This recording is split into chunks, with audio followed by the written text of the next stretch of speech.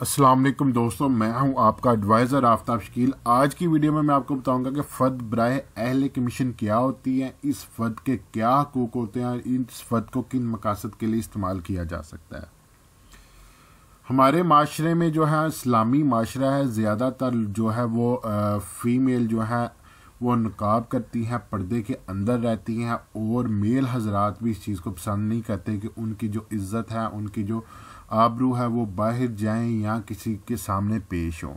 یا جو خاندانی امیر رئیس لوگ ہوتے ہیں وہ اس چیز کو بالکل وہ پسند نہیں کرتے کہ وہ کسی آفس میں جائیں، جا کر وہ اپنا وہ کام وہاں پہ خود کروائیں اور انہیں کسی کے سامنے پیش ہونا پڑے، یا پھر ان کی جو ہے عزت و بقا پر کوئی انگلی ہے، یا پھر اس طرح سے ہے کہ کوئی بندہ بیمار ہے، اتنا بیمار ہے کہ وہ جو ہے وہ آفس نہیں جا سکتا اور جا کر اپنا کام نہیں کروا سکتا، یا اس بندے کی حالت اس طرح کی ہے کہ وہ بیڈ پر تندرست ہے، اگر اس نے سفر کیا تو اس کی حالت جو ہے وہ غیر ہو جائے گی، حالت اس کی بگڑ جائے گی، تو اس کے لیے اس کو بہت دقت ہوگی۔ تو ان چیزوں کے لیے جو حکومت نے جو ہے نا وہ اپنی عوام کو سب سے بڑی یہ سہولت دی ہوئی ہے کہ ان کے لیے ایک اہل کمیشن مقرر کیا جاتا ہے۔ اہل کمیشن کیا ہوتا ہے کہ وہ جو بندہ دفتر نہیں آ سکتا، یا کوئی پردہ دار خاتون دفتر نہیں آ سکتی، دفتر نہیں پیش ہو سکتی، یا کوئی لاگر یا مزدور جو ہے وہ دفتر نہیں آ سکتا، تو اس کے جو وارثان ہیں، اس کے جو رشتہ دار ہیں، ان میں سے کوئی بھی بندہ جو ہے اپنے محکمہ مال میں اس چیز کی درخواست دے گا کہ یہ بندہ، یہ عورت جو ہے وہ پردہ دار ہے، یا یہ بندہ اتنا بیمار ہے کہ اس قابل نہیں ہے کہ یہ آپ کے آفس میں آ سکے، یا یہ بندہ اگر آپ کے آفس میں گیا تو یہ اس کی جان کو خطرہ ہے، یا یہ بندہ جو ہے بہت رئیس ہے یا بہت ہی اپنے کام میں بزی ہے کہ وہ باقاعدہ جو ہے وہ آپ کے آفس میں جو ہے وہ حاضر نہیں ہو سکتا، تو وہ اس کے لیے جو ہے وہ تحصیلدار کو جو ہے وہ ایک اپلیکیشن دیتے ہیں۔ اگر اراضی ریکارڈ سینٹر میں ہے تو وہ ADLR یعنی ایڈیشنل ڈائریکٹر لینڈ ریکارڈ کو اپلیکیشن لکھ کر دیں گے کہ ہمارے لیے ایک اہل کمیشن مقرر کیا جائے۔ اہل کمیشن کیا ہوگا کہ وہ ایک نمائندہ مقرر کر کے اس بندے کے گھر میں بھیجیں گے، وہ بندہ جا کر وہاں سے جو ہے ان کے سارے بیانات وغیرہ لے کر آئے گا، اور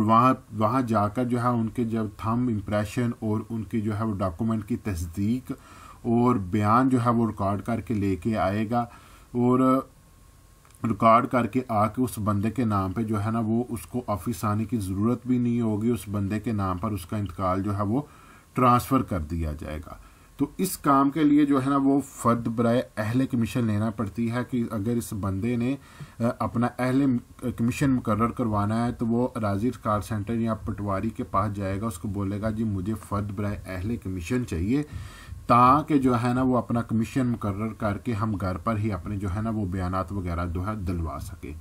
تو فرد برائے اہل کمیشن پر 2-3 چیزوں کا چیک کرنا ضروری ہے، تاکہ اگر ان میں کوئی غلطی ہو تو آپ فوراً ٹھیک کروا سکیں، آپ کو دوبارہ جو ہے اراضی ریکارڈ سینٹر یا پٹواری کے پاس آ کر دوبارہ جو ہے پریشانی کا